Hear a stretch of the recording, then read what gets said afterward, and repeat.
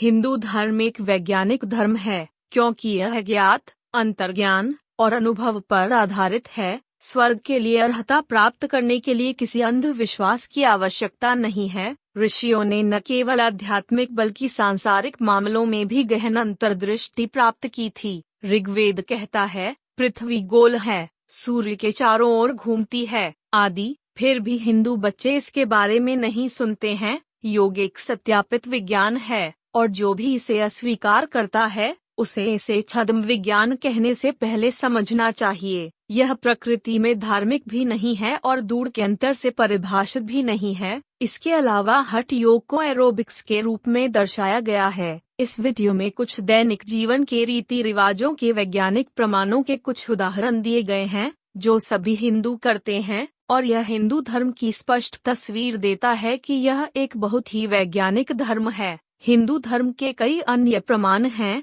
यह एक महान विज्ञान है जिसमें हमें भौतिकी, रसायन विज्ञान, चिकित्सा, खगोल विज्ञान, गणित, जीव विज्ञान आदि जैसे किसी भी क्षेत्र के सभी ज्ञान प्राप्त होते हैं। तो चलिए जान लेते हैं। 1. हाथ जोड़ नमस्कार करके लोगों का स्वागत करना।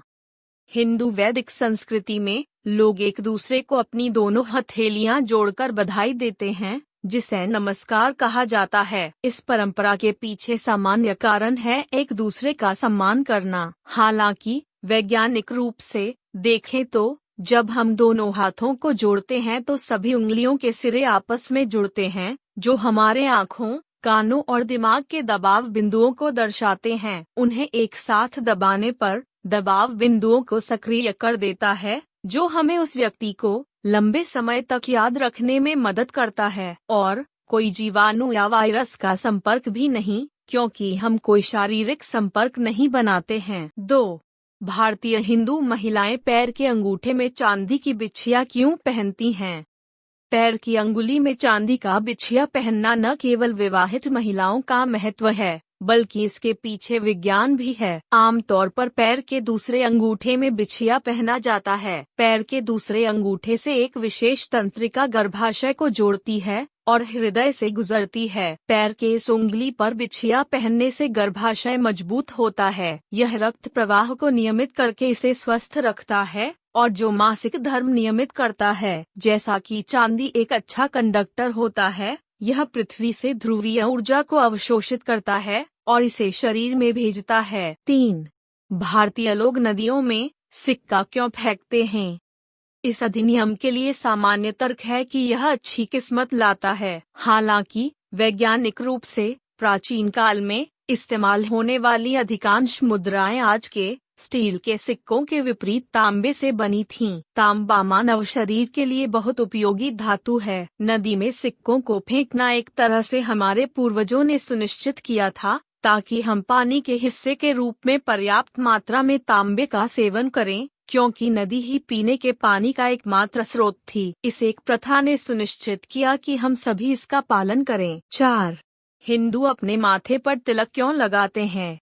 माथे पर दोनों भौहों के बीच एक ऐसा स्थान है जिसे प्राचीन काल से मानव शरीर में एक प्रमुख तंत्रिका बिंदु माना जाता है। तिलक को ऊर्जा के नुकसान को रोकने के लिए माना जाता है। भौहों के बीच लाल कुमकुम मानव शरीर में ऊर्जा को बनाए रखता है और एकाग्रता के विभिन्न स्तरों को नियंत्रित करता है। कुमकुम लगाने के दौरान मध्य भौं क्षेत्र के बिंदुओं पर, जहां अधन्याचक्र स्वचालित रूप से दबाया जाता है, जिससे चेहरे की मांसपेशियों को रक्त की आपूर्ति में भी आसानी होती है, इसे तीसरी आंख भी बोला जाता है। 5.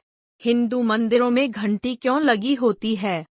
जो लोग मंदिर जाते होंगे वो आंतरिक गर्भगृह में प्रवेश करने से पहले घंटी बजाते होंगे, जहां मुख्य मूर्ति रखी जाती है। अगम शास्त्र के अनुसार घंटी की ध्वनि का उपयोग बुरी शक्तियों को दूर रखने के लिए किया जाता है, और घंटी की ध्वनि भगवान को सुखद होती है। हालांकि घंटियों के पीछे वैज्ञानिक कारण यह है कि उनकी ध्वनि हमारे दिमाग को साफ करती है और हमें तेज रहने और भक्ति के पथ पर हमारी पूरी एकाग्रता बनाए रखने में मदद करती है। ये घंटियां इस तरह से बनाई जाती हैं कि जब वे एक ध्वनि उत्पन्न करती हैं, तो यह हमारे दिमाग के वाम और दाहिने हिस्से की एकता पैदा करती है। जिस क्षण हम घंटी बजाते हैं, यह एक तेज और स्थायी ध्वनि उत्पन्न करता है जो प्रतिध्वनि न्यूनतम 7 सेकंड तक रहता है। हमारे शरीर के सभी 7 उपचार केंद्रों को सक्रिय करने के लिए यह प्रतिध्वनि की अवधि काफी अच्छी होती है। यह हमारे मस्तिष्क को सभी नकारात्मक विचारों से मुक्त करता है। 6.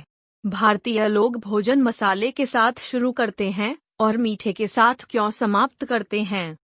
हमारे पूर्वजों ने इस तथ्य पर जोर दिया है कि हमारा भोजन कुछ मसालेदार व्यंजनों से शुरू हो और मीठे व्यंजनों के साथ समाप्त किया जाना चाहिए। इस खाने के नियम के पीछे का विज्ञान है कि मसालेदार चीजें पाचन रस और अम्ल को सक्रिय करती हैं और यह सुनिश्चित करती हैं कि पाचन प्रक्रिया सुचारू रूप से और कुशलता से चले। मिठाई या फिर वसा पाचन प्रक्रिया को नीचे खींचते हैं, इसलिए मिठाई को हमेशा अंतिम पकवान के रूप में लेने की कवायद की गई थी। 7. भारतीय महिलाएं अपने हाथों या पैरों पर मेहंदी क्यों लगाती हैं? हाथों को रंग देने के अलावा मेहंदी एक बहुत ही शक्तिशाली औषधि और जड़ी बूटी है। शादियों का माहौल तनावपूर्ण होता है और अक्सर तनाव, सिरदर्द और बुखार का कारण बनता है। जैसे जैसे शादी का दिन नजदीक आता है, उत्साह के साथ घबराहट भी मिला हुआ दूल्हा और दुल्हन पर भारी पड़ सकता है। मेहंदी के लगाने से बहुत अधिक तनाव को रोका जा सकता है क्योंकि यह शरीर को ठंडा करता है और तंत्रिकाओं को तनावग्रस्त होने से बचाता है। यही कारण है कि हाथ और पैरों पर मेहंदी लगाई जाती है जो शरीर में तंत्रिकांत होती है। 8. भारतीय लोग जमीन पर बैठकर भोजन क्यों करते हैं? यह परंपरा सिर्फ जमीन पर बैठकर खाने के बारे में नहीं है, यह सुखासन स्थिति में बैठने और फिर भोजन करने के बारे में है। सुखासन वह स्थिति है जिसे हम आमतौर पर योगासनों के लिए उपयोग करते हैं। जब आप जमीन पर बैठते हैं तो आप आमतौर पर पालथी मार कर बैठते हैं। सुखासन हमें तुरंत शांत करता है और पाचन में मदद करता है। यह माना जाता है कि यह स्वचालित रूप से आपके मस्तिष्क तक संकेतों को भेजता है जो पाचन के लिए हमारे आमाशय को तैयार करता है। 9. भारतीय उत्तर दिशा में सिर करके क्यों नहीं सोते हैं?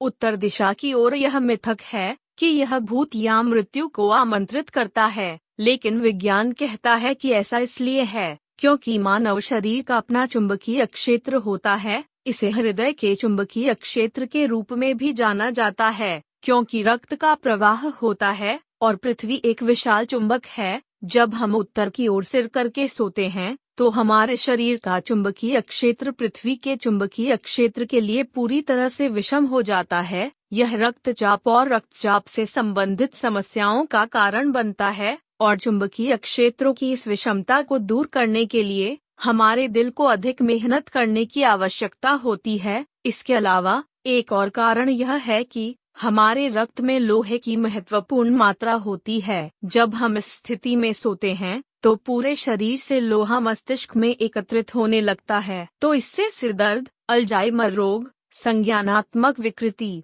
पार्किंसंस रोग और मस्तिष्क विकृति हो सकती है। 10. भारतीय लोग अपने कान क्यों छिदवाते हैं? कान को छिदवाना हिंदू लोकाचार में इसका बहुत महत्व है। वैज्ञानिकता के आधार पर कई चिकित्सकों और दार्शनिकों का मानना है कि कान छिदवाने से बुद्धि, सोच और निर्णय लेने की शक्ति के विकास में मदद मिलती है। चंचलता को जीवन ऊर्जा से दूर करती है। कान छिदवाने से वाणी पर संयम रखने में मदद मिलती है। यह संगत व्यवहार को कम करने में मदद करता है और कान के विकारों से मुक्त हो जाते हैं। यह विचार पश्चिमी दुनिया में भी बहुत प्रचलित हो रहा है और इसलिए वे फैशन के निशान के रूप में फैंसी झुमके पहनने के लिए अपने कान छिदवाते हैं। अगर आपको यह वीडियो अच्छा लगा तो इस चैनल को सब्सक्राइब करें और नई जानकारी पाने के लिए बेल आइकॉन दबा दें। इस वीडियो को देखने के लिए बहुत धन्यवाद।